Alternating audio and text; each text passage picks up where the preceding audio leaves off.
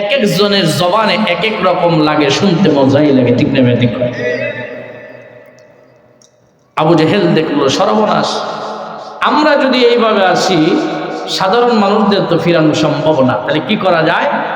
আবু জেহেল বলে দিল, এই উতবা সাইবা সাবধান, আগামীকাল থেকে আর কেউ আসবে না, আব্দুল্লাহর ছেলে মুহাম্মদ যখন তিলাওয়াত করে কেউ আসবে না,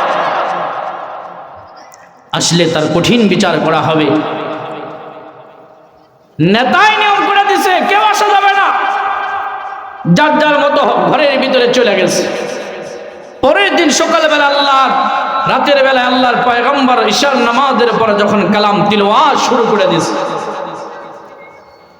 উতবা সাইবা চিন্তা করে লিডার আজকে না করে দিছে, তার মানে নেতার যাবে না, শুধু আমরাই যাই, কেউ দেখবে না।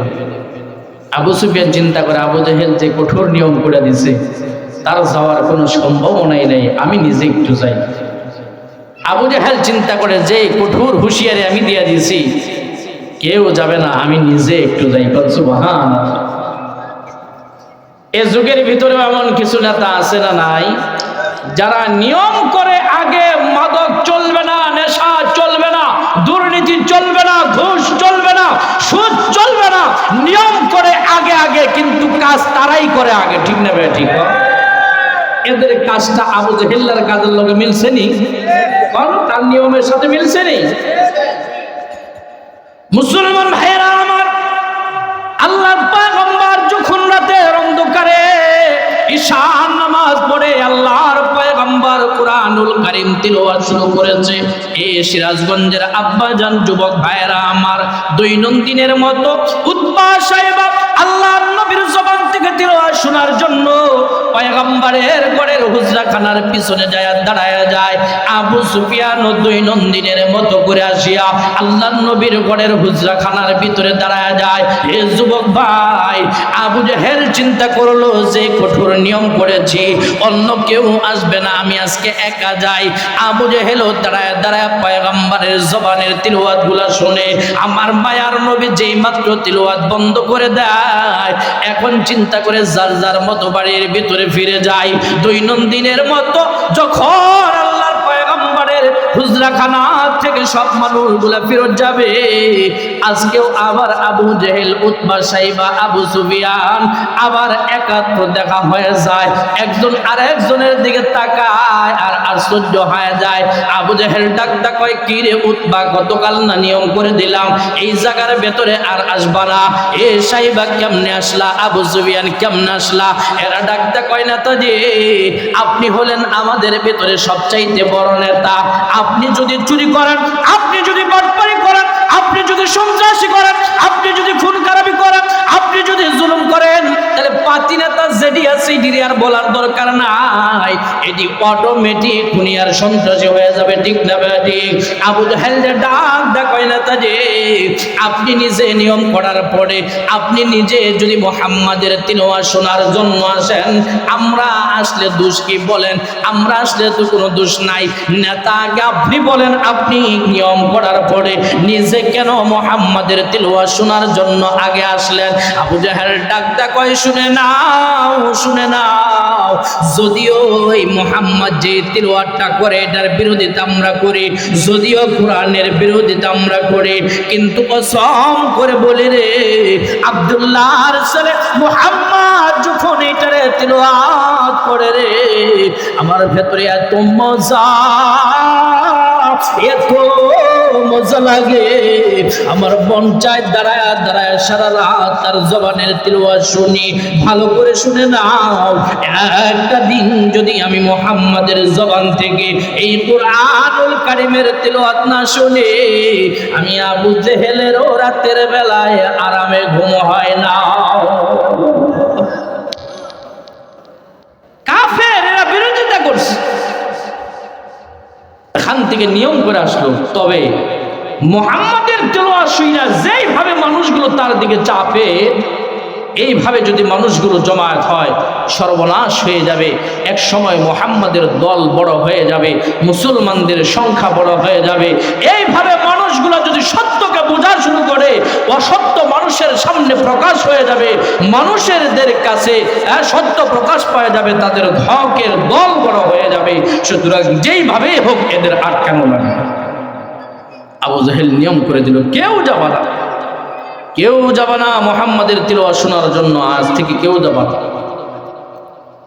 শুধু কি তাই না, আমরা না হয় না গেলাম, উতবা সাহেবা ডাকতে কয় লিডার, নিজেরা না হয় বাচ্চা দেখলাম, কিন্তু হজের মৌসুমে বহিরাগত মানুষ যারা আসবে, বণিক যারা আসবে ব্যবসা করার জন্য, এরা আসার পরে তো মুহাম্মাদের জবানের তিলাওয়াত শোনার জন্য যাবে, আর তার তিলাওয়াত শুই না তারা তো মুসলমান হয়ে যাবে, তাদেরকে আটকাবেন কেন?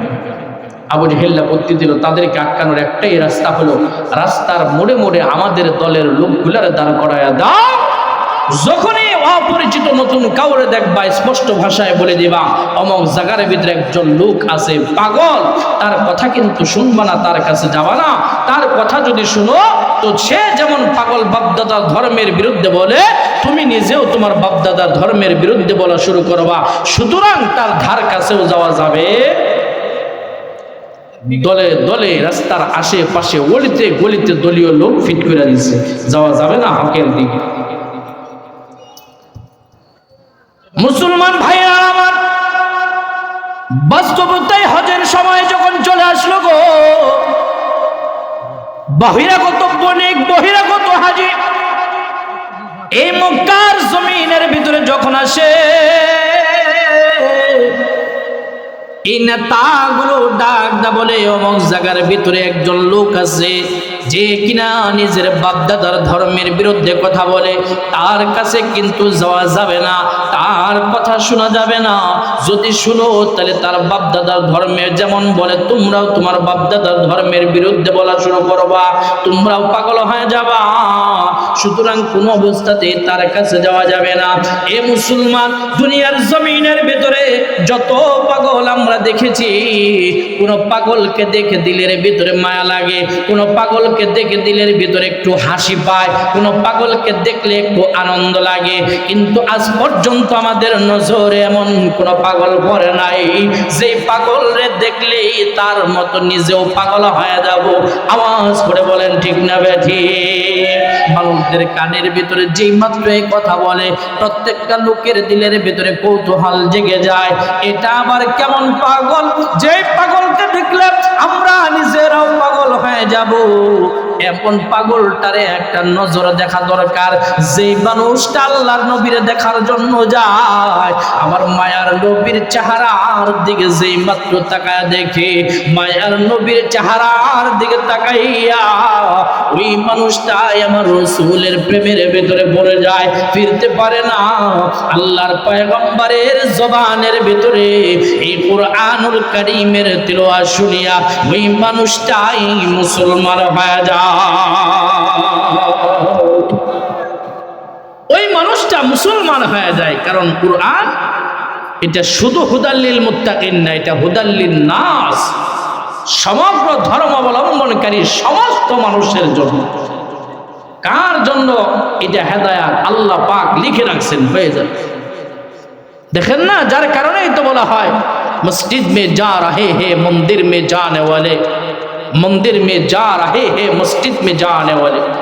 এই দুনিয়ার জমিনে এমন বহু আছে যারা মসজিদে যাওয়ার কথা ছিল, ওই মানুষগুলা মসজিদে নামাজের ভিতরে না যায়, পূজার সময় হিন্দুদের মূর্তির সামনে যায় তামাশা দেখে আসে না তাই কর। এমন বহু ইতিহাস আছে যে মানুষগুলো মন্দিরে থাকার কথা ছিল, কুরআনের সোহবতে এসে, কুরআনের ভালোবাসায়, কুরআনের প্রেমে পড়ে ইসলাম ধর্ম গ্রহণ করে মুসলমান হয়েছে, আছে না নাই বলে? এটা হুদাল্লিন নাস।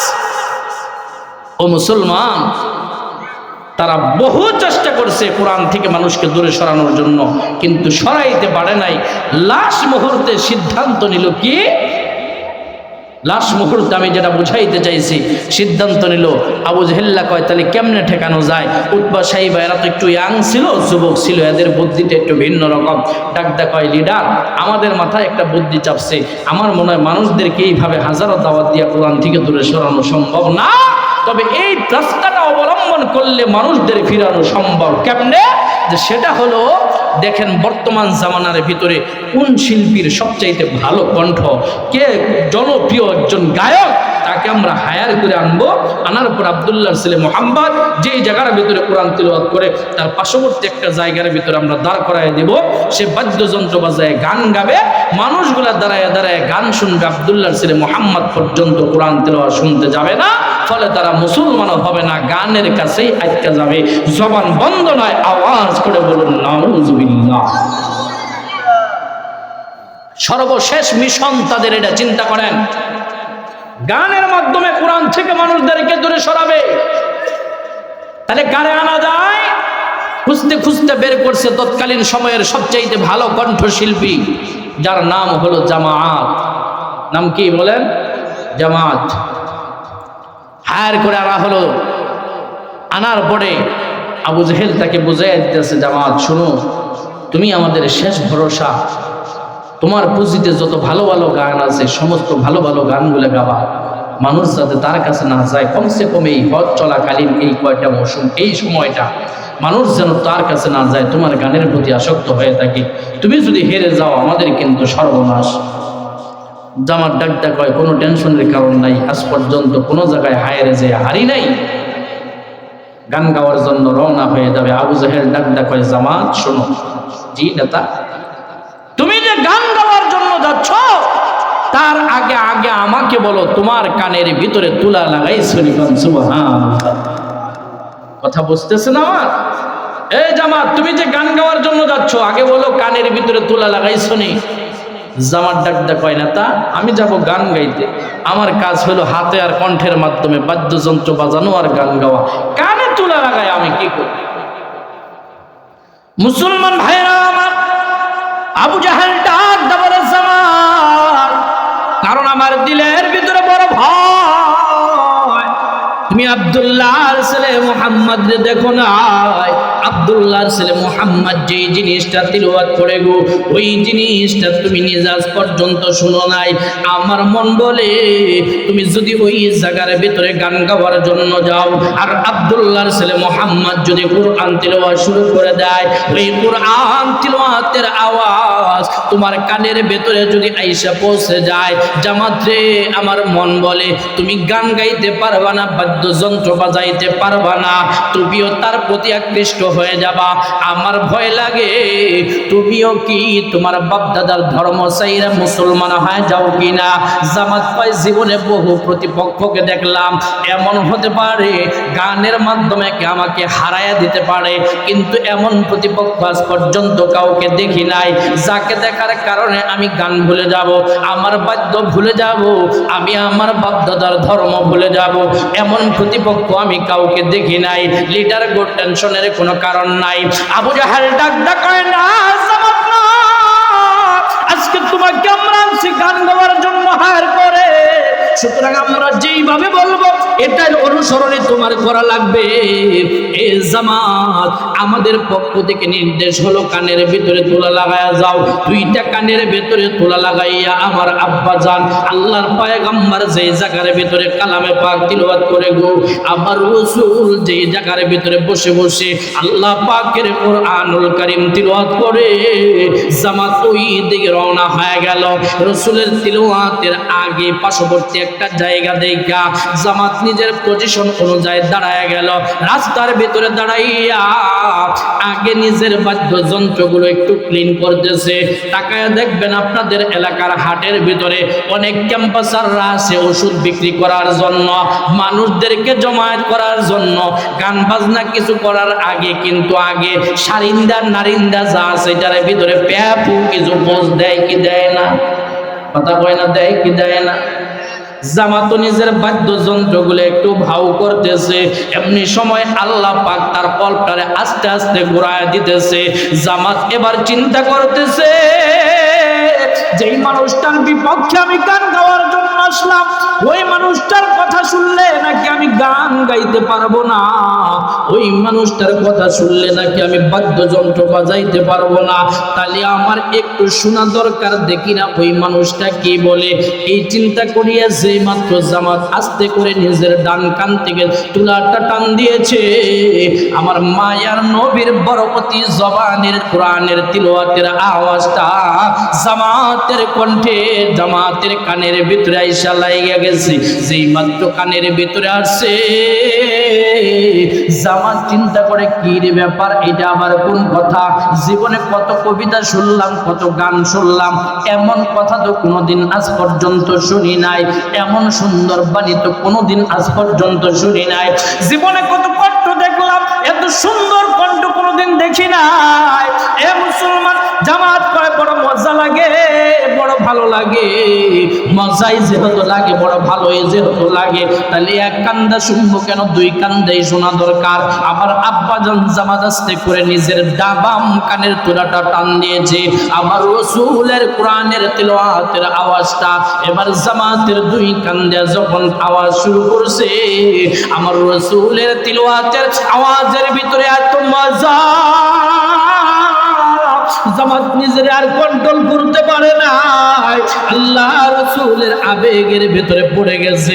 জামাত এবার চিন্তা করে, হায় হায়, যে মানুষটার কণ্ঠের ভিতরে এত মজা, এত মজা, এত শ্রুতি মধুর, মন বলে ওই মানুষটা না জানি দেখতে কত সুন্দর হবে গো।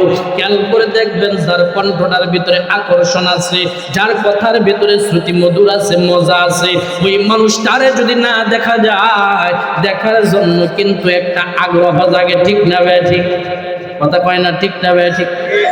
যুবক ভাইয়েরা, হঠাৎ রং নাম্বারে ফোন আসছে। হ্যালো, কে? জরিনা। কেরা? কথা কয় না, কেটা? জরিনা। চিন্তা করে, কণ্ঠটা এত সুন্দর, এত মজা লাগতেছে। যুবক চিন্তা করে যে হায় হায়, আমি কেন মরি না, ফোন তো আর ছাড়ি না, ঠিক না ভাই? ঠিক কর, ফোন তো আর ছাড়ি না, কথা বলতেছে, কণ্ঠটা খুব সুন্দর, খুব মজা। আস্তে আস্তে যুবক আকর্ষণে পড়ে যায়। এক সময় মনের ভিতরে চায়, যার কণ্ঠটা এত সুন্দর, মনে দেখতে না জানি কত সুন্দর হবে, ঠিক না ভাই? ঠিক কর, দেখার জন্য একটা আগ্রহ জাগে। এ আব্বা জানেন, আমার আলোচনা নয়, লম্বা করা যাবে না। জামাত চিন্তা করে, যে মানুষটার কণ্ঠের ভিতরে এত মজা,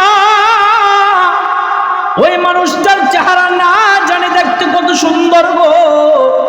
আল্লাহর পয়গম্বরের তেলাওয়াত শুনিয়া জামাত নিজের কন্ট্রোল করতে পারে নাই, প্রেমের ভিতরে পড়ে গেছে। বাদ্যযন্ত্রগুলো ফালাইয়া আস্তে আস্তে করে হাঁটা শুরু করে দিয়েছে। হাঁটতে হাঁটতে যাইয়া এক পর্যায়ে আমার মায়ার নবী যেই জায়গার ভেতরে বসে বসে আল্লাহ পাকের কোরআনুল কারীম তেলাওয়াত করে গো, ওই জায়গার ভেতরে যায় জামাত দাঁড়ায় গেছে।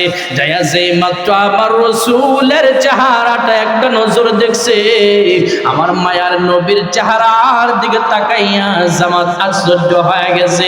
হায় হায়, কোন মানুষের বিরোধিতা করার জন্য আমি আসলাম? আমি যে মানুষটার বিরোধিতা করার জন্য আসে, এত সুন্দর চেহারাওয়ালা মানুষ তো আমি দুনিয়াতে আর কোনোদিন দেখি নাই। আল্লাহর কসম করে বলে, আসমানের নিচে জমিনের উপরে যে এত সুন্দর চেহারার মানুষ হয়, এই মানুষটারে না দেখলে আমি কোনোদিন কল্পনাও করতে পারতাম না। কার বিরোধিতা করার জন্য আমি আসছি? জামাত আল্লাহ নবীর সামনে দাঁড়ায়া দাঁড়ায়া দুইটা চোখের পানিগুলো ছেড়ে ছেড়ে কান্না করতেছে, মায়ার নবীর তেলাওয়াত গুলো শুনতেছে।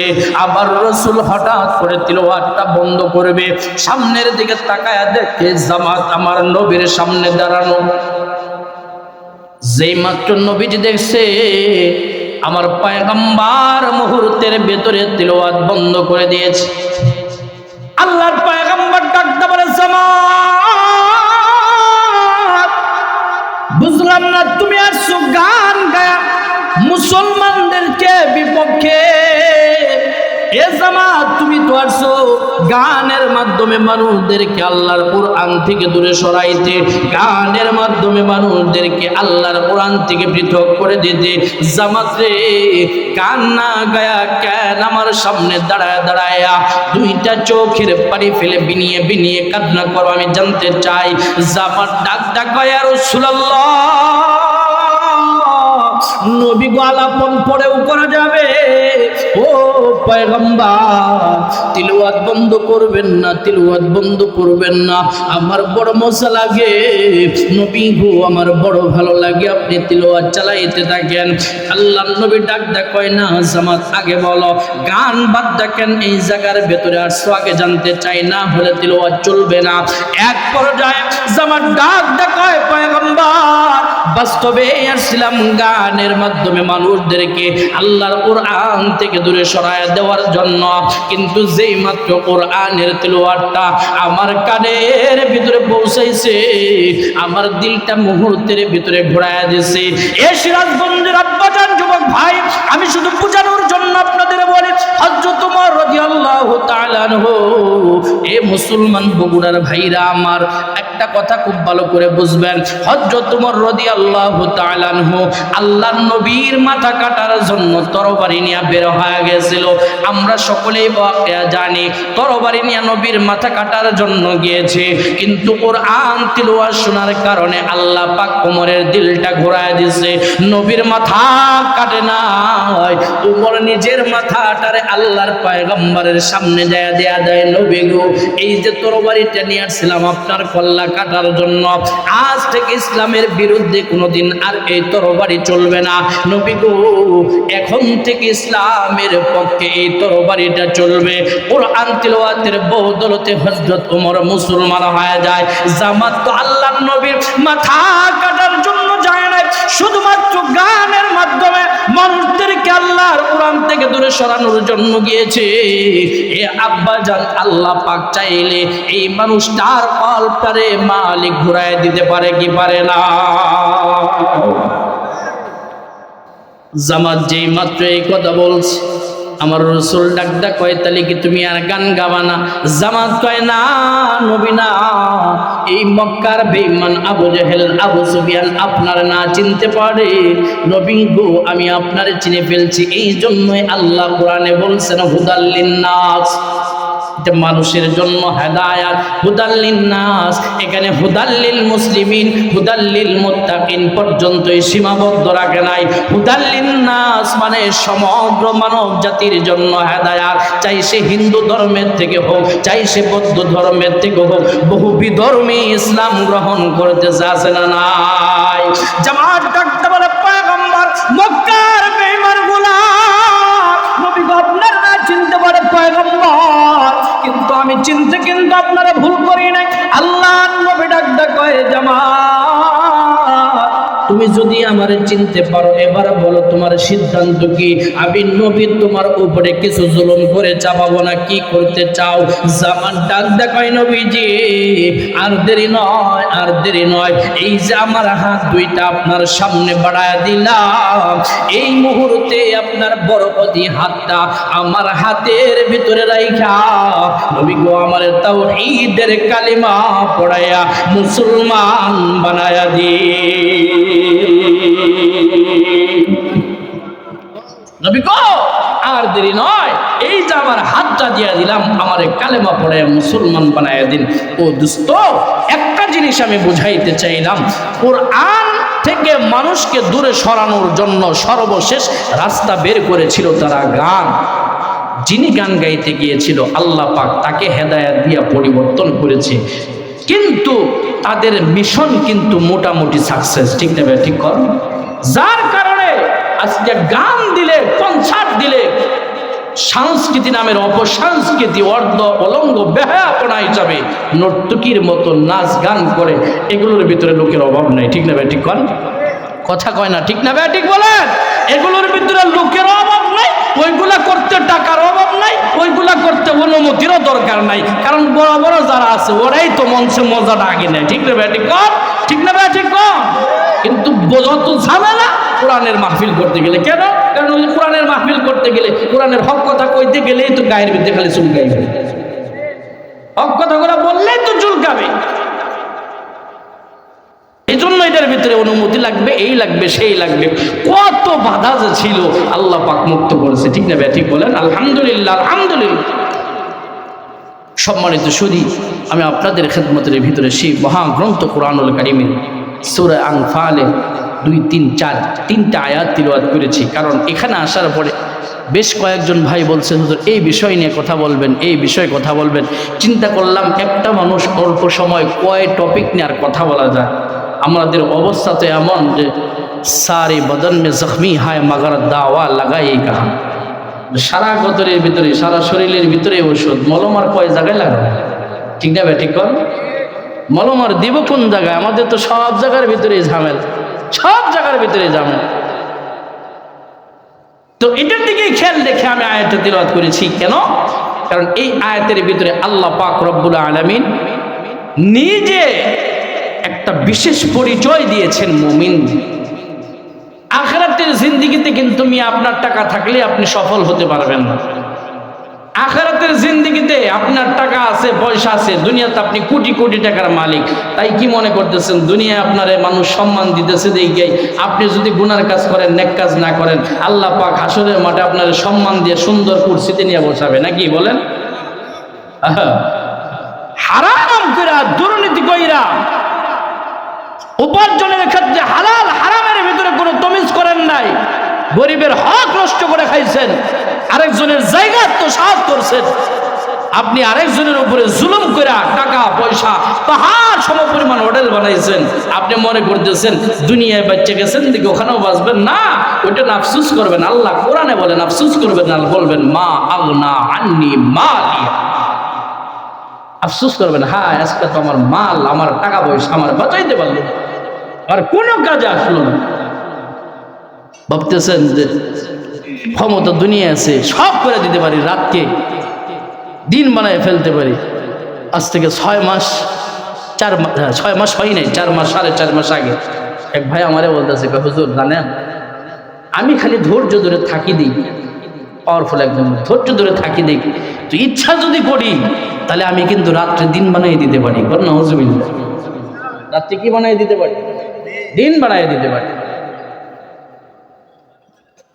আশ্চর্য হয়ে গেল, আশ্চর্য হয়ে গেল। মনে করতেছেন ক্ষমতা আছে বলে এখানে সব করতেছেন আর ওখানে যাও পারবেন না। আল্লাহ কোরআনে বলছেন হালাকা আন্নি সুলতানিয়া, হালাকা আন্নি সুলতানিয়া। আফসোস করবেন আর বলবেন হ্যাঁ আমার ক্ষমতা, আমার কোনো কাজ আসলো না, আমার কিচ্ছু হলো না। ওই সময় যে আফসোস করবেন, ঠিক না ভাই? ঠিক বলেন। তখন আফসোস করে বলতে থাকবেন। এজন্য আপনাদের খেদমতে যে আলোচনা করেছি, তো আখিরাতের ভিতরে সফল কারা আসবে আল্লাহ বলেন কদ আফলাহাল মুমিনুন। কোরআনের কথা একটাও আমার কথা না, আল্লাহ বলেন কদ আফলাহাল মুমিনুন, সফল তো তারাই হয়ে গেছে। হয়ে গেছে কারা? যারা মুমিন। যারা কি বলেন? মুমিন। যারা কি? মুমিন। এখন মুমিন কারা এটা আমাদের চিহ্ন, এটা আমাদের চিহ্নিত করতে হবে, এটা আমাদের বুঝতে হবে। এই মুমিনদের পরিচয়টা আল্লাহ পাক সূরা আনফালের 2, 3, 4 এটার ভিতরে আল্লাহ পাক জানায়া দিয়েছে। এখানে মুমিনদের 5টা গুণের কথা উল্লেখ করেছেন। আল্লাহ পাক বলেন ও দুনিয়ার মানব সম্প্রদায়, আজকে না আজ থেকে 1500 বছর আগে আমার আপনার পয়গম্বরের উপরে আল্লাহ পাক কুরআনুল কারীমটা নাযিল কইরা এই সূরা আনফালের ভিতরে 2, 3, 4 নম্বর আয়াতের ভিতরে আল্লাহ পাক স্পষ্ট ভাবে মুমিনদের গুণগুলো জানায়া দিয়েছে। ও तमाम দুনিয়ার মানুষ শুনে নাও, আমি 5টা গুণের কথা বলে দিলাম। এই 5টা গুণ যদি দুনিয়ার কোনো মানুষ অর্জন করতে পারো, চাই সে ধনী হোক, এই কথাটা বুঝবেন আব্বাজান, চাই সে ধনী হোক, চাই সে গরিব হোক, চাই সে রাখাল হোক, চাই সে কৃষক হোক, চাই সে ভ্যানওয়ালা হোক, চাই সে ইমাম হোক, চাই সে মুসল্লি হোক, চাই সে যে কোয়ালিটির মানুষই হোক না কেন, আল্লাহ পাক বলে দুনিয়ায় তোমার কোনো টাকা নাই, দুনিয়ায় তোমার কোনো সম্মান নাই, দুনিয়ায় তোমার কোনো ক্ষমতা নাই, এতটা নিরহ তুমি, মানুষ তোমারে কর দেয় না, মানুষ তোমারে গণনা পর্যন্ত করে না, কিন্তু আমি আল্লাহ বলে দিলাম বান্দারে এই 5টা গুণ যদি তোমার ভিতরে থাকে, আমি আল্লাহ বললাম উলাইকা হুমুল মুমিনুনা হাক্কা। দুনিয়ার মানুষের কাছে তুমি তুচ্ছ হতে পারো, কিন্তু আমি আল্লাহর কাছে 1 নম্বরের মুমিন। জবান বন্ধ নয়, আওয়াজ করে বলুন সুবহানাল্লাহ। সে যে কোয়ালিটির মানুষ হোক না কেন। কয়টা গুণ বলেন? আমার কথা বুঝতেছেন আপনারা? কয়টা গুণ? জবান খুলে বলেন কয় গুণ? 5টা গুণ যদি অর্জন করতে পারো, তার ভিতরে আল্লাহ 1 নম্বরে বলেন ইন্নামাল মুমিনুনা আল্লাযীনা ইযা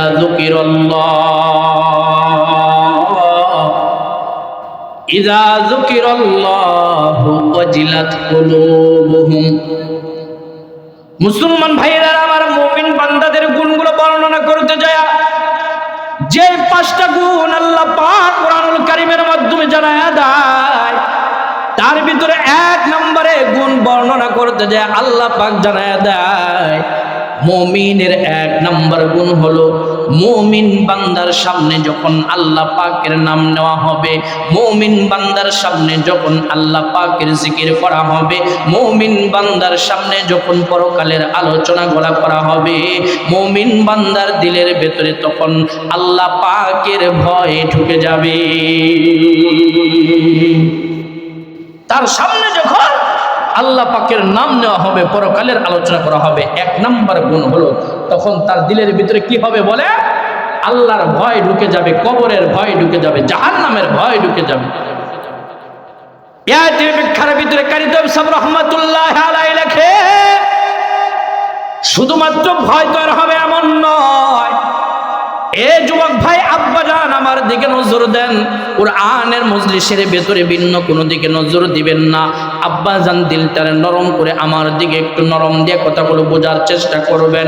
মুমিনের 1 নম্বর গুণটা আল্লাহ পাক বর্ণনা করেছেন, মুমিন বান্দার সামনে যখন আল্লাহ পাকের নাম নেওয়া হবে, মুমিনের দিলের ভেতরে পরকালের ভয় ঢুকে যাবে, আল্লাহর ভয় ঢুকে যাবে। কারি তফসির রহমাতুল্লাহ আলাইহি এটার ব্যাখ্যার ভিতরে লেখেন, শুধুমাত্র ভয় ঢুকবে বিষয়টা এমন নয়।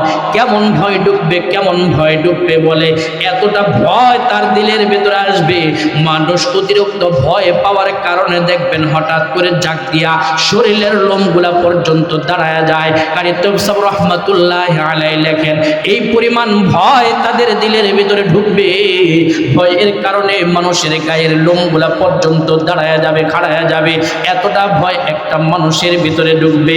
এই আব্বাজান এই জায়গার ভিতরে আল্লাহ পাক 5টা গুণের কথা বর্ণনা করেছেন, তার ভিতরে সর্বপ্রথম কেন ভয়ের কথা বললো, বুঝার বিষয় হলো যে মানুষটার ভিতরে আল্লাহর ভয় ঢুকে যায়, যেই মানুষটার ভিতরে কবরের ভয় ঢুকে যায়, যেই মানুষটার ভিতরে হাসরের ভয় ঢুকে যায়, যেই মানুষটার ভিতরে মালিকের ভয় ঢুকে যায়, ওই মানুষটা দুনিয়ার জমিনের ভিতরে কোনোদিন অপরাধ করতে পারে না, ওই মানুষটা কোনোদিন নামাজ ছাড়তে পারে না।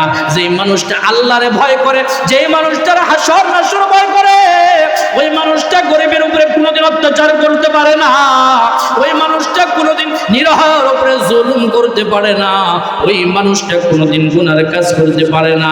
তার দিলের ভিতরে আল্লাহর ভয় থাকার কারণে অটোমেটিকলি তার ভয়টা জাহান্নামের রাস্তা থেকে মানুষটারে সরায়া জান্নাতমুখী করে দিবে। যেই নেতার ভিতরে আল্লাহর ভয় থাকবে, ওই নেতা কোনোদিন আরেকজনের হক নষ্ট করবে না।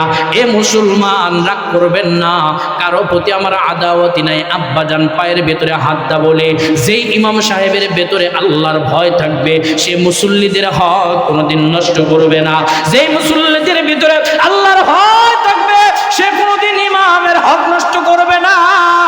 এ মুসলমান, যে মা বাবার ভিতরে আল্লাহর প্রকৃত ভয় থাকবে, সন্তানের হক কোনোদিন নষ্ট করবে না। যে সন্তানের ভেতরে আল্লাহ পাকের ভয় থাকবে, মা বাবার হক কোনোদিন নষ্ট করবে না। যেই তার ভিতরে, রাষ্ট্রের ভিতরে যখন আল্লাহর ভয় ঢুকে যাবে, সে কোনোদিন জনগণের সাথে দুর্নীতি করবে না। বুঝে থাকলে আওয়াজ করে বলেন, কথা ঠিক না ঠিক? যেমনি ভাবে খলিফাতুল মুসলিমিন হযরত ওমর ফারুকের ভিতরে ছিল, খলিফাতুল মুসলিমিন হযরত ওমর ফারুক রাদিয়াল্লাহু তাআলা আনহু, তিনিও কিন্তু রাষ্ট্রপ্রধান ছিলেন। এ আব্বাজান, লম্বা আলোচনা নয়, গভীর মনোযোগ দিয়ে এদিক ওদিক না তাকায়া কথাগুলো শুনবেন। খলিফাতুল মুসলিমিন হযরত ওমর নিজেও কিন্তু রাষ্ট্রপ্রধান ছিল। এ মুসলমান, শুধুমাত্র এমন একটা দেশের নয় যিনি গোটা সাজিরাতুল আরবের সুলতান ছিলেন, এমন রাষ্ট্রপ্রধান থাকার পরেও দিলের ভেতরে তাকওয়াটা কেমন ছিল জানুনি? দিলের ভিতরে আল্লাহর ভয় কেমন ছিল নি?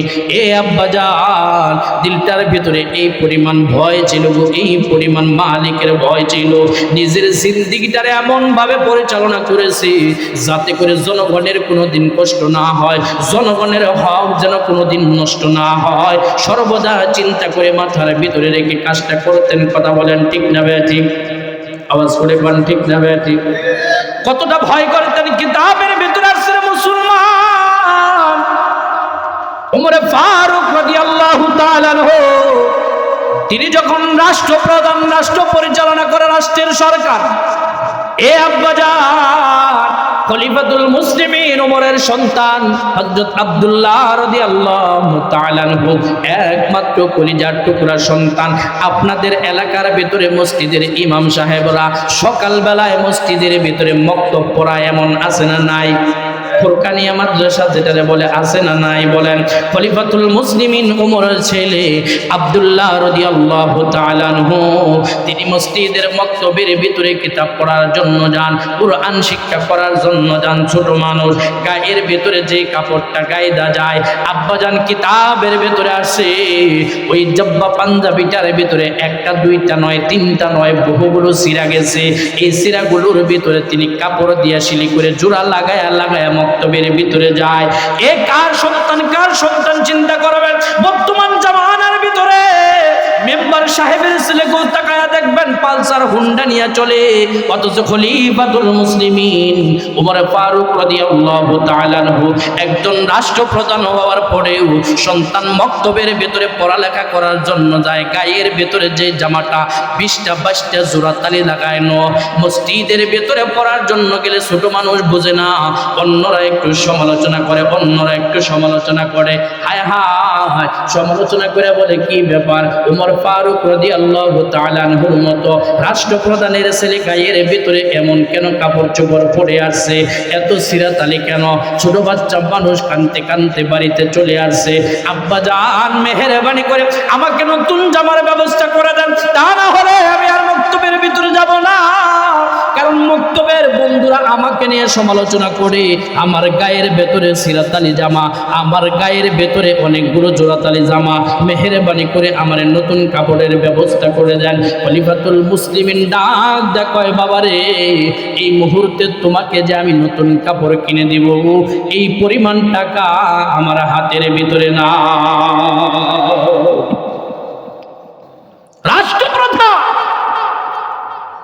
আব্দুল্লাহ বলে, আব্বা যদি না দেন মক্তবের ভিতরে যাব না। ওমর রাদিয়াল্লাহু তাআলা আনহু বাইতুল মালের তথাপি রাষ্ট্রীয় সম্পদ যেই জায়গার ভিতরে রাখা হয়, এটার ম্যানেজার কোষাধ্যক্ষ যিনি আছেন, তিনার কাছে ওমর ফারুক রাদিয়াল্লাহু তাআলা আনহু পত্র লিখে দিলেন। পত্রের ভিতরে লিখে দিয়েছে, ভাইজান আমাকে সামান্য কিছু দিনার ধার দেন, সামান্য কিছু দিনার ধার দিলে আমার ছেলে আব্দুল্লাহর জন্য নতুন একটা কাপড়ের ব্যবস্থা করব। তবে টেনশন নাই, আগামী মাসে আমি যখন রাষ্ট্রীয় কোষাধ্যক্ষ, রাষ্ট্রীয় মাল থেকে যখন আমি ভাতা পাবো, বেতন পাবো, ওই সময়ে আমার এই টাকাটা আমি এই জায়গার ভেতরে পরিশোধ করে দেব। এ বগুড়ার আব্বাজান, আমি শুধু আপনাদেরকে বলতে চাই, আপনাদের মাথার ভিতরেও ব্রেন আছে, একটু বুঝে থাকলে বলেন না। একজন রাষ্ট্রপ্রধান রাষ্ট্রের জায়গা থেকে মাল নিবে, কোষাধ্যক্ষর কাছে পত্র লিখছে, আমারে কিছু টাকা ধার দেন, বেতন পায়া দিয়া দিব, কিছু টাকা দেন, বেতন পায়া দিয়া দিব। আব্দুল্লাহর হাতের ভিতরে দিয়া বলে, নাও নাও, এটা কোষাধ্যক্ষর কাছে দিবা।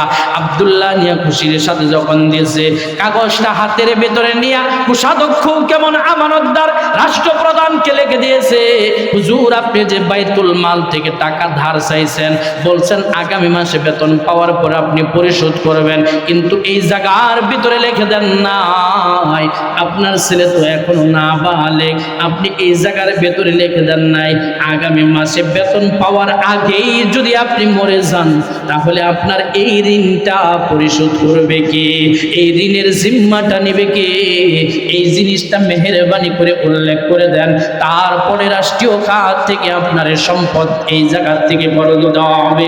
আব্দুল্লাহর হাতে কাগজটা দিয়ে দিয়েছে, ওমর ফারুকের কাছে যখন দিয়েছে খলিফাতুল মুসলিমিন চোখের পানিগুলো ফেলে আব্দুল্লাহর মাথার ভিতরে হাত দা, বলে বাবা আর মাত্র 12 থেকে 13টা দিন, তাহলেই আমি বেতন উঠাবো, চিন্তার কারণ নাই। আব্বারে এই 12টা দিন সিরা কাপড় পরে তুমি ক্লাসের ভিতরে যাবা, ওই বাইতুল মাল থেকে কোষাধ্যক্ষ যদি আমাকে ধার না দেয় নতুন কাপড় ব্যবস্থা করার সুযোগ এই মুহূর্তে আমার কাছে নাই। আব্দুল্লাহ ছোট মানুষ বোঝে না, ডাক দেয় কয় বাবা সব মানুষ আমাকে বলে তুমি একজন সরকার, তুমি রাষ্ট্রপ্রধান, অথচ তোমার ছেলে হয়ে আমার কাপড়গুলো এমন ছিঁড়া ফাড়া কেন? আমার লজ্জা লাগে, কত টাকা আছে ওই জায়গা থেকে নিয়ে বানায় দাও না কেন? আল্লাহর নবীর সাহাবী ওমর ডাক ডাকা, আব্দুল্লাহ রে, বাইতুল মালের ভিতরে যত সম্পদ আর টাকাগুলো দেখতেছো ওই টাকার সম্পদগুলো একটাও আমাদের না, একটাও আমাদের না, সবগুলো হলো জনগণের। জনগণের সম্পদ জনগণের কাছে না বলিয়া, না অনুমতি নিয়া 1 টাকা খরচ করার মতো শক্তি আর সামর্থ্য আল্লাহ পাকের পক্ষ থেকে এই বিধান দেওয়া হয় না। এটা আমার দেয় নাই, তোমার দিব কোথায়? এমন যদি আজও আমার দেশে কেউ হতো বা আসে, দেশটা সোনার দেশ হয়ে যাবে। ঠিক না ভাই? ঠিক বলে, সোনার দেশ হয়ে যাবে। এ মুসলমানের জন্য লম্বা করা নয়। আল্লাহ বলেন 1 নম্বর মুমিনদের গুণ হলো ইযা যুকিরাল্লাহু ওয়াজিলাত কুলুবুহুম। 1 নম্বর গুণ হলো মুমিনদের সামনে যখন আল্লাহ পাকের আলোচনা করা হবে মুমিনদের দিলের ভেতরে আল্লাহর ভয় ঢুকে যাবে, মুমিনদের দিলের ভিতরে মালিকের ভয় ঢুকে যাবে। এ মুসলমান একটা কথা মনে রাখবেন, এই ভয়ের ভিতরে সব কিছু লুকায়িত আছে। কথা বলেন ঠিক না বেঠিক? ভয়ের ভিতরে সব কিছু লুকায়িত আছে। যে সন্তান মা বাবারে ভয় করে ওই সন্তান কোনোদিন মা বাবার সাথে বেয়াদবি করে না। যে ছাত্র শিক্ষককে ভয় করে ওই শিক্ষক কোনোদিন উস্তাদের সাথে বেয়াদবি করে না। কথা বলেন ঠিক না বেঠিক? আজ দুনিয়ার জমিনের ভেতরে দেখলে দেখা যায় অনেক সন্তান আছে মা বাবার সাথে খারাপ আচরণ করতেছে, হাজারো বুঝ তাদেরকে দেওয়া হয় কিন্তু বুঝে না, মা বাবার সাথে বেয়াদবি করতেছে। অথচ আল্লাহ পাকের মারাত্মক নির্দেশ হলো কড়া নির্দেশ। আল্লাহ পাক নিজের ইবাদতের উপরে মা বাবার হক দিয়েছে। আল্লাহ বলেন ওয়াকাদা রাব্বুকা আল্লা তা'বুদু ইল্লা ইয়াহু ওয়া বিল ওয়ালিদাইনি ইহসানা। আল্লাহ পাক স্পষ্ট ভাবে জানায়া দেয় আমি মালিকের গোলামি করব, আমি আল্লাহর ইবাদত বندگی ছাড়া আর কারো গোলামি করা যাবে না। আল্লাহ পাক স্পষ্ট ভাবে জানায়া দেওয়ার পরে মালিক দ্বিতীয় নাম্বার দুনিয়ার জমিনে যার হকটা দিয়েছেন আল্লাহ বলেন ওয়া বিল ওয়ালিদাইনি ইহসানা। মা বাবার সাথে সুন্দর আচরণ করবা, মা বাবার সাথে ভালো আচরণ করবা, মা বাবার সাথে কোনো খারাপ আচরণ করবা না।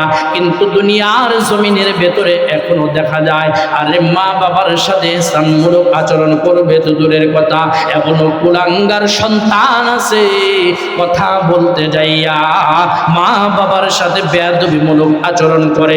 কতটা বেয়াদবিমূলক আচরণ যে এক পর্যায়ে মা বাবার গায়ের ভিতরে হাত পর্যন্ত তুলে ফেলে এমন কুলাঙ্গার সন্তান আছে না নাই?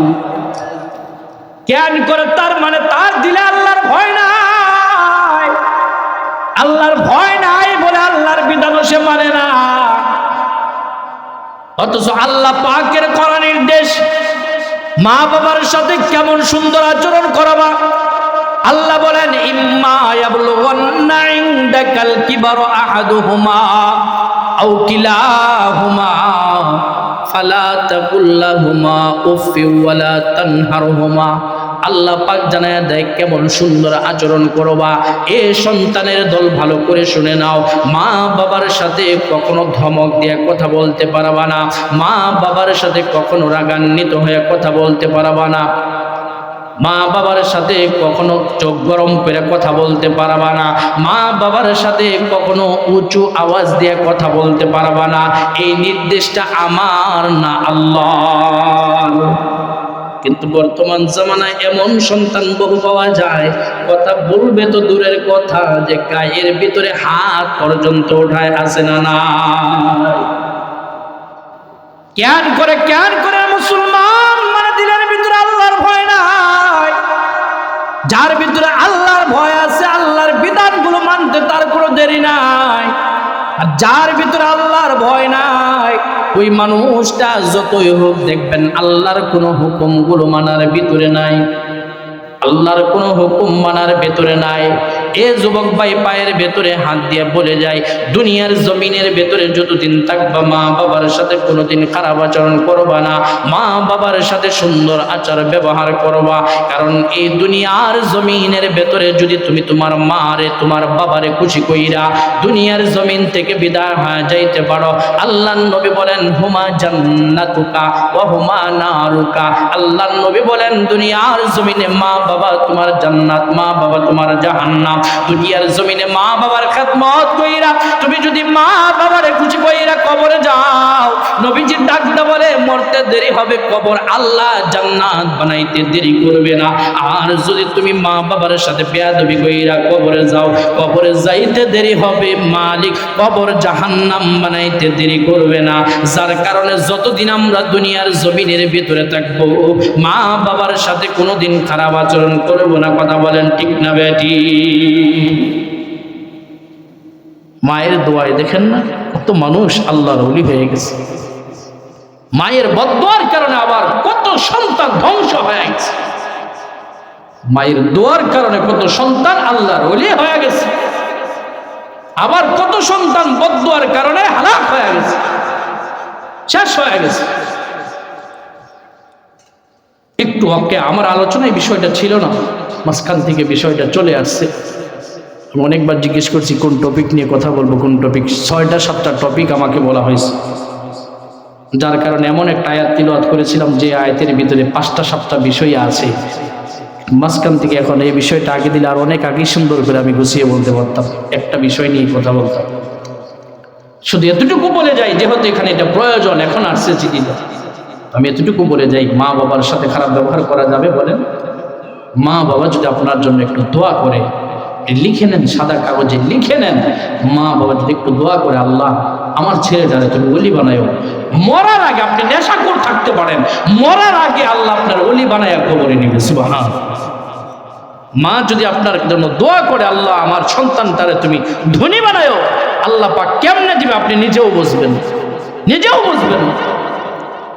আজও পর্যন্ত প্রায় সব মাহফিলে বলি, আমার হাজার হাজার মানুষের শব্দে আল্লাহ পাক কথা বলার সুযোগ করে দিয়েছে। যদিও আপনাদের এলাকাটায় নতুন, বাংলাদেশের প্রত্যেকটা জেলায় আল্লাহ পাক আমাকে সফর করাই দিয়েছে। নিজের কোনো কর্তৃত্ব, নিজের কোনো কিছু না, শুধুমাত্র উস্তাদদের দোয়ার, মা বাবার দোয়ার বল।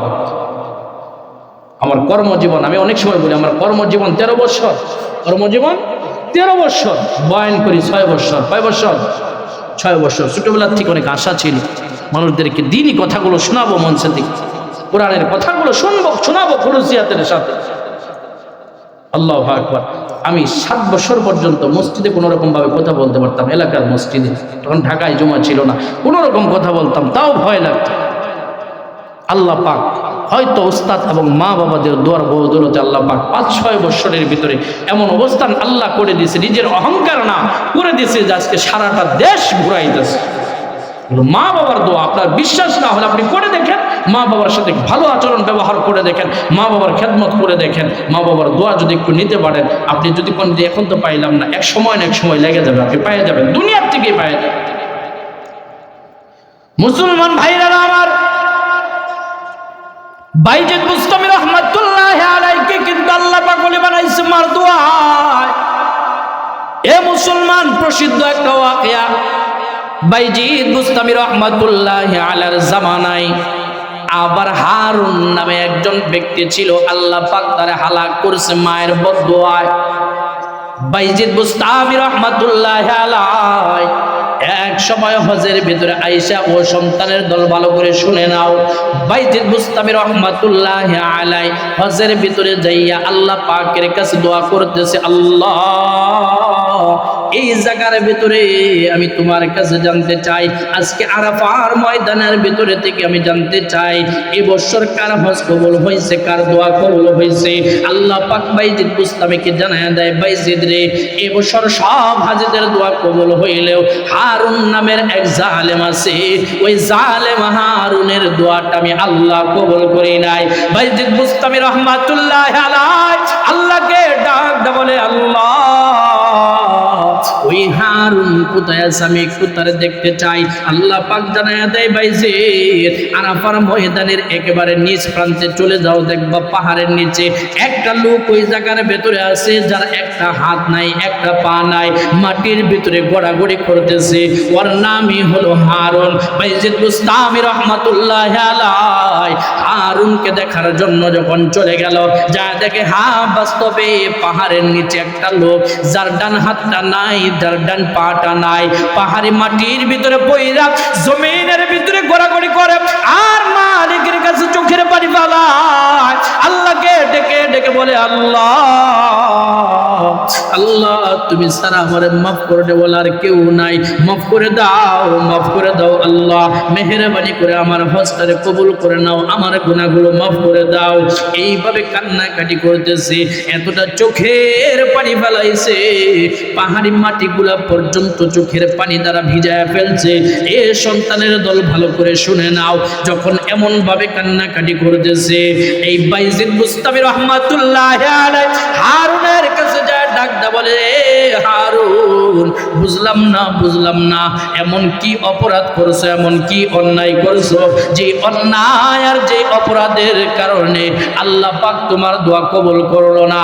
শুধু দোয়া কবুল করে নাই, বিষয়টা এমন নয়, আল্লাহ তোমারে জালেম বলে ডাক দিল, তোমারে কেন জালেম বইলা ডাক দিল, আমি জানতে চাই এমন কোন অপরাধ করছো।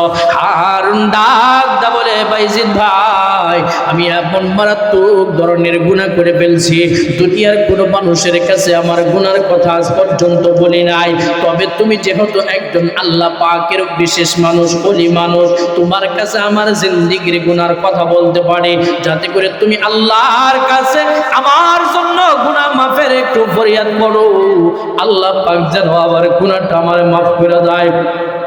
বাইজিদ বলে, কি গুনাহ করছে একটু বলো না। হারুন ডাকতে বলে, বাইজিদ ভাই একদিনের ঘটনা, আমি আমার মার সাথে বসে বসে কথা বলতেছিলাম, কোন একটা বিষয়ের কারণে এক পর্যায়ে আমার রাগ উঠে যায়, যখন আমার রাগ হয়ে যায়, আমার মার সাথে কথা বলতে বলতে একটু তর্ক বিতর্ক আমার হয়ে যায়, তর্ক বিতর্ক করতে করতে এক পর্যায়ে আমার মেজাজ বড় খারাপ হয়ে যায়, আমি সহ্য করতে পারি না, রাগের মাথার ভিতরে আমি আমার হাতের মাধ্যমে আমার মার গালের ভিতরে একটা থাপ্পড় বসায়া দিই। অবাস্তব না, সহ্য হওয়ার কারণ নাই। এখনো পেপার পত্রিকা ফেসবুকের ভিতরে দেখলে দেখা যায়, এখনো বহু কুলাঙ্গার আছে, মারে বাবারে 3 টুকরা 4 টুকরা অথবা আগুন দিয়ে জ্বালায় মারছে, আছে না নাই বলেন? এমন খবর বহু দেখা যায়। এ মুসলমান, হারুন ডাক কয়, বাইজিদ ভাই আমি নিজেরে কন্ট্রোল করতে পারি না, আমার মার গালের ভিতরে একটা থাপ্পড় বসায়া দেয়। আব্বা জানি না এই জায়গার ভিতরে কার যেন গো দরদের মা নাই, কার যেন গো দরদের বাবা গুলো আজকে নাই, দিলটা থেকে একটু শুনে যাওয়া। বাইজিদ আমি যখন থাপ্পড়টা বসায়া দিই, আমার মা থাপ্পড়ের ওজন সহ্য করতে পারে না, আমার মা জমিনের ভিতরে পড়ে যায়, জমিনের ভিতরে পড়িয়া আমার দিকে তাকায়, আমার মা শুধু চোখের পানিগুলা ফেলতে থাকে আর ডাকদা বলে, এ হারুন কেমনে পারলে ওই হাতটা দিয়ে আমার থাপ্পড় দেওয়ার জন্য? অথচ হারুন তুই যখন ছোট্ট ছিলি রে বাবা, তোর এই হাতটার ভিতরে আমি মাজনুনি কতটা চুমা খাইছি তুই জানোস না। যখন ওই কষ্ট পাইছিস আমার সোনামণি কষ্ট পাইছে, আবার কলিজার টুকরা কষ্ট পাইছে, এটা বইলা টান দানিয়া আমি তোর হাতটার ভিতরে চুমা খাইতাম। কতবার তোর হাতে চুমু খাইছি তুই বলতেও পারবি না। আজকে ওই হাত দিয়া কেমনে পারলে আমি মাজনুনির গালের ভিতরে থাপ্পড়টা বসাইতে। আমি কথা বলতেছি, আমার ছেলে এক পর্যায়ে রাগান্বিত হয়ে গেল। হারুন ডাকতে বলে, পাইছে আমার মেজাজ আগের থেকে আরো খারাপ হয়ে গেল। আমার রাগ যখন বেড়ে গেল নিজের কন্ট্রোল করতে পারলাম না। এক পর্যায়ে আমার মার গায়ের ভেতরে আমি একটা লাঠি বসায়া দিলাম। আমি ব্রাকের মাথায় লাঠি দিয়েছি, বুঝতে পারি নাই লাঠিটা কোথায় লাগছে। আমি যখন লাঠি দিয়েছি কিছুক্ষণ পর দেখি আমার মা শুধু চক্ষুটারে বন্ধ করলো আর তাকায় না। আমার মা যখন চক্ষুটা বন্ধ করলো তখনও আমার মাথার ভিতরে পর্যাপ্ত রাগ আমি বুঝতে পারি নাই। আমি অনেকক্ষণ পর যখন আমার মারে ডাক দেই, রাগ যখন একটু কমে গেল, মারে যখন ডাক দেই, মাজনুনি আর কথা বলে না। আমার মারে যখন হাত দিয়ে একটু লাড়াচাড়া দেই, আমার মাজনুনি আর কথা বলে না। আমি শুধু তখন তাকায়া দেখলাম আমার মা পেটের ভিতরে একটু হাতটা দিয়ে রাখছে। এই অবস্থাতেই মার দুইটা চক্ষু বন্ধ হয়ে গেছে। হারুন ভাই জিদের কাছে ঘটনা বলে, আর ভাই জিদ পর্যন্ত চোখের পানি ফেলে। আমার আম্মা পেটের ভিতরে হাতটা দিয়ে রাখছে। আমি বুঝতে পারলাম আমি যখন রাগের মাথায় আমার মার গায়ের ভিতরে লাথি দিয়েছে, এই লাথিটা অন্য কোথাও নয়, আমার মাজনুনির পেটের ভিতরে লাথিটা রাখছে। আমার মা শুধু দুঃখ করে বুঝাইতে চাইছে, রে কলিজা টুকরা সন্তান, এই পেটের ভিতরে তোরে 10টা মাস আমি গর্ভ ধারণ করলাম, কোনোদিন তোরে কষ্ট পাইতে দেই নাই। কেমনে পারলে আজকে এই জায়গাটার ভিতরে লাথি দেওয়ার জন্য? কেমনে পারলি? এ বাইজিদ ভাই, আমার মার কোনো কথা বলে না। আমার মার মাথার ভিতরে পানি দেওয়া শুরু করলাম, কিন্তু চোখ খুলে না। এক পর্যায়ে মা নিঃশ্বাসের কাছে যখন আমার হাতটা নিলাম, নেওয়ার পরে তাকায় দেখি কেমনে কথা বলবে। হুজুর, এখন তো আমার মা আর কথা বলবে তো দূরের কথা, আমার মার দুনিয়ার জমিনের ভিতরে নাই। আমার মা দুনিয়ার জমিন থেকে বিদায় হয়ে গেছে। আমি সহ্য করতে পারি নাই। এখন আর সহ্য না করতে পারলে লাভকে। এক পর্যায়ে বাইজিদ ভাই, আমি নিজের ভুলটারে বুঝতে পারলাম। এখন যতই কান্নাকাটি করি না কেন, আমার গর্ভধারিণী জনম দুঃখিনী মা জীবনে আর কোনোদিন ফিরে আসবে না, জীবনে আর কোনোদিন হারুন বলে আমার ডাক দিবে না। আমি আমার ভুল বুঝতে পারলাম। বুঝার পরে নিজের থেকে অনুতপ্ত করলাম, না না, যে হাত দিয়ে আমি আমার মার গায়ের ভেতরে আঘাত করেছি, এই কলঙ্কিত হাতটা দুনিয়ার কোনো মানুষকে আমি আর দেখাবো না। ভাইরে, যার কারণে বাম হাত দিয়ে নিজের হাতটা নিজে কেটে ফেলেছি, দেখতেছো আমার একটা পা নাই। ও বাইজিদ ভাই, যে পা দিয়ে আমার মার লাথি দিয়ে দুনিয়ার জমিন থেকে বিদায় করেছি, চিন্তা করেছি এই পাটা কোনোদিন আর কোনো মানুষকে আমি দেখাবো না। যার কারণে আমার পাটা আমি নিজেই কেটে ফেলে দিয়েছি। ও বাইজিদ ভাই, এরপর থেকে বাড়ি ঘর সব কিছু চাইরা আমি আতরনুলা মানুষ আরাফার ময়দানে ভিড়ের ভিতরে যাইতে পারি না। যার কারণে পাহাড়ের নিচে পইরা পইরা আমার আল্লাহরে ডাকে, আল্লাহ মাফ করে দাও, মাফ করে দাও, ও মালিক, তুমি সারা মাফ করনেওয়ালা আর কেউ নাই, মালিক আমারে মাফ করে দাও। এইভাবে চোখের পানিগুলো ফালায় আমি কান্না করতেছি। ও ভাই, এরপরে তো তুমি সব জানো। বাইজিদ বুস্তামে ডাকতে কয়, আল্লাহ অপরাধটা যত বড় করেছে মালিক, তওবাটাও তো কম করে নাই। নিজের হাতটা নিজে কেটে ফেলে দিয়েছে, পাটা নিজে কেটে ফেলে দিয়েছে। বাইজিদ আল্লাহ পাককে ডাকতে বলে, আল্লাহ তুমি কি হারুনকে মাফ করে দিবা না? আল্লাহ পাক বাইজিদকে জানায় দেয়, বাইজিদ ভালো করে শুনে নাও, যতক্ষণ পর্যন্ত এই হারুনের মা হারুনকে মাফ না করে দিবে ততক্ষণ পর্যন্ত আমি আল্লাহ তারে মাফ করব না। এ মুসলমান আব্বা জান, জানি না কার যেন মা নাই, এই জায়গায় কার যেন দরদের বাবা নাই। ও বাবা, এমন সন্তান আছে বলতে পারেন, হুজুর গো মা বাবা যখন ছিল মা বাবার খেদমত করতে পারি নাই। হুজুর মা বাবা ছিল তখন বুঝি নাই। হুজুর গো মা বাবা ছিল তখন কামাই ছিল না, কিছু করতে পারি নাই। মা বাবার সাথে খারাপ আচরণ করে ফেলছি, এখন তো কবরে চইলা গেছে, এখন কি করব? আল্লাহর নবী বলেন, তাহলে এই সকল মা বাবাদের জন্য বেশি থেকে বেশি ইসালে সওয়াবগুলো তুমি দুনিয়ার জমিন থেকে পাঠাও। কারণ মানুষের জন্য সবচাইতে বিপদ মুহূর্ত জায়গা হলো কবর। এই কবরের ভিতরে কোনো সন্তান যখন ইসালে সওয়াব পাঠায়, বেশি বেশি করে জিকির আজগার করে সওয়াবগুলো ইসালে সওয়াব পাঠাও। বেশি বেশি করে দান সদকা করে ইসালে সওয়াবগুলো পাঠাও। বেশি বেশি করে কোরআনুল কারীম তেলাওয়াত করে ইসালে সওয়াবগুলো পাঠাও। মা বাবার কবর যদি জাহান্নামে হয়ে থাকে, এই সন্তানদের আমলগুলো যখন মা বাবার কবরে যাবে, মা বাবার কবরে যাওয়ার কারণে আল্লাহ পাক এই সন্তানের আমলগুলোরে কেন্দ্র কইরা মা বাবার কবর চির জান্নাতি বানায়া দিবে। বেশি বেশি করে চলে সব পাঠাও, বেশি বেশি করে দান সদকা করো, এগুলো মা বাবার কবরে যাবে আর মা বাবা মাপ পাওয়া যাবে, মা বাবা জান্নাতি হয়ে যাবে। 2 মিনিট আর একটা ওয়াক্য আপনাদের শোনাই। ও ভাই, হাসান বসরি রহমাতুল্লাহ আলাইহির জামানায় দরদের একজন মা, তার স্বামী নাই, শুধুমাত্র একটা মেয়ে আছে। এই মেয়েটারে নিয়ে এসে বসবাস করে। বুঝেন তো, স্বামী নাই, শুধু একটা মেয়ে, আর কোনো সন্তানও নাই। তাহলে মাটা এই সন্তানটারে কেমন ভালোবাসতে পারে? মেয়েটার মুখের দিকে তাকায়া এই মা দ্বিতীয়বার আর কারো কাছে বিবাহ শাদী পর্যন্ত বসে নাই, মেয়েকে নিয়ে খেয়েছে। কিন্তু মালিকের কুদরত বোঝা যায় না, হঠাৎ করে এই মেয়েটা একদিন দুনিয়ার জমিন থেকে বিদায় হয়ে গেছে। মার আগে বাবার আগে সন্তান মারা গেছে।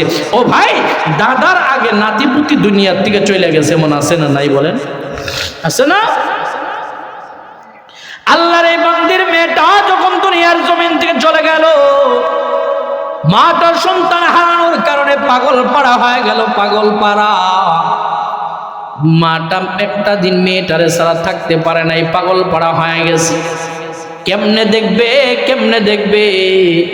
একদিন মসজিদের ইমাম সাহেবের কাছে চইলা গেছে, হুজুর গো আমার একটা আমল বইলা দেন, যে আমলের মাধ্যমে আমার কলিজার টুকরা মেয়ের কবরের হালতটা একটু জানতে পারি, আমার আমল বলে দেন। হুজুর কয়, আমি এরকম কিছু জানি না, তবে আপনি জামানার যুগ শ্রেষ্ঠ বুজুর্গ হাসান বসরির কাছে যাইতে পারেন। হাসান বসরির কাছে যায়, বলে হুজুর বড় আশা নিয়ে, দিলের ভেতরে বড় আশা নিয়ে আপনার কাছে আসছে। হুজুর গো মেহেরবানি করে আমার একটা আমল বলে দেন, যে আমলটার মাধ্যমে আমার মেয়েটারে আমি একটা নজর দেখতে পারবো।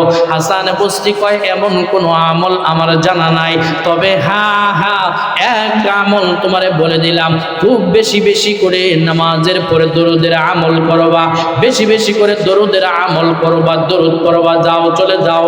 লোকটা তাই করা শুরু করে দিল, দরুদের আমল করে, দরুদের আমল করে। একদিন রাতের বেলা মা ইশার নামাজ পড়ে দুরুদের আমল করে ঘুমায় গেছে। ঘুমের করে স্বপ্নে দেখে কলিজার টুকরা সন্তান মেয়েটা তার সামনে হাজির হয়ে গেছে, তবে এমন ভাবে হাজির যেটা মা কোনোদিন কল্পনাও করছাল না। তাকায় দেখে মেয়েটা জাহান্নামের ভিতরে বড় কষ্টে আছে, একেবারে জাহান্নামের আগুনে পুড়ে কালো কুষ্টি হয়ে গেছে, মর্মান্তিক যন্ত্রণার ভিতরে আছে। মেয়েটা দেখো মা জাহান্নামের ভেতরে বড় কষ্টে আছে গো মা, বড় কষ্টে আছে। এই মাটার ঘুম ভেঙে গেছে, এমন ভাবে ঘুম ভাঙছে পাগলের মতো করে কান্নাকাটি করতেছে। মেয়েটার এই অবস্থা দেখে পাগলের মতো কান্নাকাটি করতেছে। পরের দিন সকাল বেলায় দৌড়ায় গেছে হাসান বসরির কাছে, ওগো আল্লাহর ওলি আমল বললেন মেয়েটার দেখলাম, তবে কবরের ভিতরে বড় কঠিন অবস্থা, বড় জাহান্নাম। হুজুর গো এমন একটা আমল বলে দেন না, যে আমলটার মাধ্যমে আমার মেয়েটা নাজাত পাওয়া যায়। হাসান বসরি ডাক কয়, যাও যাও, তুমি বেশি বেশি করে আল্লাহর রাস্তায় দান করে দাও। কারণ আল্লাহর নবী বলছেন, দান সদকার মাধ্যমে যেমন দুনিয়ার মুসিবত দূর করে দেওয়া হয়, তেমন কবরের মুসিবত দূর করে দেওয়া হয়। মাটা চলে গেল। এই মার যত সম্পদাদি ছিল সবগুলা তো মেয়ে পাইতো। সমস্ত সম্পদাদিগুলা এলাকার মসজিদের ভেতরে, মাদ্রাসার ভেতরে, গরিব দুঃখী এতিমদের ভেতরে সব কিছু দান করা শুরু করে দিয়েছে। এ মুসলমান, এই দানগুলা যখন করা শুরু করে দিয়েছে, হঠাৎ করে হাসান বস্তির সামনে তাকায় দেখে জান্নাতি মুকুট পরা, জান্নাতি পরিবেশে একটা নারী মেয়ে হাসান বস্তির ঘুমের ভেতরে স্বপ্ন যুগে হাজির। হাসান বস্তি আর সহ্য হয়ে গেল, কে তুমি? নজরটারে টান দিয়ে ফেলছে কে? মেয়েটা ডাক দেয়, কয় হুজুর গো, আপনি কি আমারে চিনেন নাই? কয় কেমনে চিনব, দেখি নাই। এই মেয়েটা ডাক দেয়, কয় হুজুর আমি ওই মেয়ে যার ব্যাপারে আমার মা কয়েকদিন আগে আপনার কাছে আসছিল। হাসান বস্তি কয়, বুঝলাম না, তুমি মিথ্যাবাদী না? মা মিথ্যাবাদী, কারণ তোমার মা বলল তুমি জাহান্নামের ভেতরে বড় কষ্টে, কিন্তু আমি দেখতেছি তুমি জান্নাতের ভেতরে বড় আরামে। মেয়ে ডাক দেয়, কয় হুজুর আমার মাও মিথ্যাবাদী না, আমিও মিথ্যাবাদী না। হ্যাঁ, এতদিন বাস্তবে আমি কঠিন আযাবের ভেতরে ছিলাম, কিন্তু এই যে আপনি যে দানের কথা বলে দিয়েছেন, আমার মা দান করার কারণে আল্লাহ পাক আমারে মাফ করিয়া আমার কবরটা জান্নাতের বাগান বানায়া দিয়েছে। এ আব্বা জানের জন্য যাদের মা বাবা কবরে চলে গেছে, এই মজলিসের ভিতরে আমি দেখতে চাই মার জন্য, বাবার জন্য এমন 10টা 20টা ভাই আসেননি? 4টা হাজার, 5টা হাজার, 10টা হাজার, 2টা হাজার, 3টা